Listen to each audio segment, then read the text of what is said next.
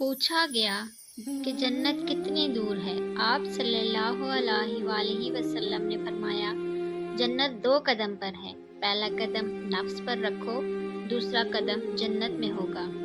بے شک اللہ تعالیٰ بندے کی اس ادا پر خوش ہوتا ہے کہ وہ کھانا کھائے تو اس پر اللہ کی تعریف بیان کرے، پانی پیے تو اس پر اللہ کی تعریف بیان کرے۔ اس شخص نے ایمان کا ذائقہ چکھ لیا جو خدا کے رب ہونے، اسلام کے دین ہونے اور نبی صلی اللہ علیہ وآلہ وسلم کے رسول ہونے پر راضی ہو گیا۔ تم جہاں ہو اپنے دل میں خوف خدا رکھو اور گناہ کے بعد نیکی کر لیا کرو کہ یہ نیکی اس گناہ کو مٹا دے گی۔ فرمان مصطفیٰ، حسن اخلاق گناہوں کو اس طرح پگھلا دیتا ہے جس طرح دھوپ برف کو پگھلا دیتی ہے۔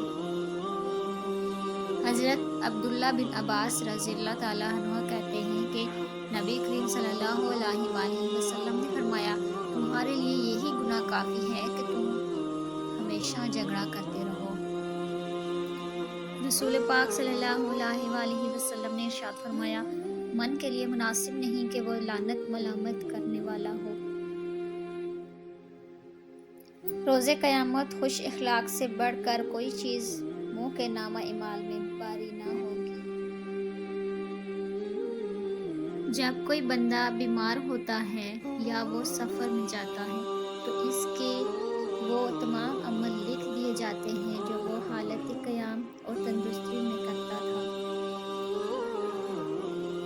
میری امت کو قیامت کے دن اس طرح بلایا جائے گا کہ ان کی پیشانیاں اور ان کے پاؤں وضو کے آثار کی وجہ سے چمک رہے ہوں گے۔ تمہارے لیے یہی گناہ کافی ہے کہ تم جھگڑا کرتے رہو ہمیشہ۔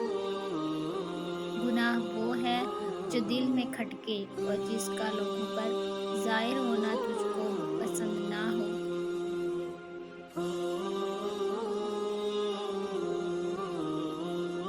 آزمائش جتنی سخت ہوتی ہے اس کا بدلہ بھی اتنا ہی بڑا ملتا ہے۔ رسول صلی اللہ علیہ وآلہ وسلم نے فرمایا، اللہ عز و جل کا فرمان ہے کہ تم شب روز خطاؤں میں بسر کرتے ہو اور میں تمہاری خطا، تمہارے گناہ معاف کرنے والا ہوں۔ تم مجھ سے مغفرت مانگو تو صحیح، میں تمہیں معاف کر دوں گا۔ خوب جان لو، رسول اللہ صلی اللہ علیہ وآلہ وسلم نے فرمایا کہ جو انسان کسی چڑیا یا پھر اس سے بھی کسی چھوٹے حلال جانور کو بے مقصد اور ناحق قتل کرتا ہے تو اللہ تعالیٰ بروز قیامت اس کے بارے میں باز پرس کرے گا۔ عرض کیا گیا، یا رسول اللہ، اس کا حق کیا ہے؟ فرمایا، اس کا حق یہ ہے کہ اسے ذبح کر کے کھا لو، ایسا نہ کرو کہ اس کا سر کاٹ کر اس کو پھینک دو۔